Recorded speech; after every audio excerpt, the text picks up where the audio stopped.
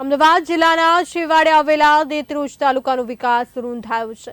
ઠેર ઠેર ભરાયેલી ગટરો અને વરસાદી પાણીના લીધે મચ્છરજન્ય અને પાણીજન્ય રોગચાળો ફેલાતો જોવા મળી રહ્યો છે અને હાલમાં જ ચાંદીપુરા રોગના દર્દી પણ નોંધાયા છે।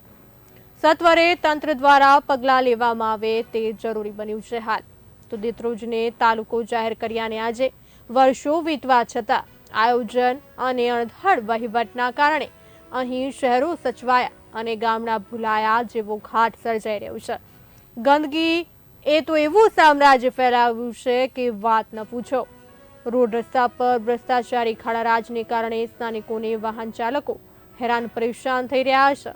ત્યારે ચૂંટાયેલી પાંખના પ્રતિનિધિઓ અને જવાબદાર જિલ્લા વિકાસ અધિકારી અને તાલુકા વિકાસ અધિકારી દેત્રોજ પ્રત્યે રોડ રસ્તા અને ગટરો બાબતે અંગત રસ દાખવે તેવું પ્રજા ઈચ્છી રહી છે।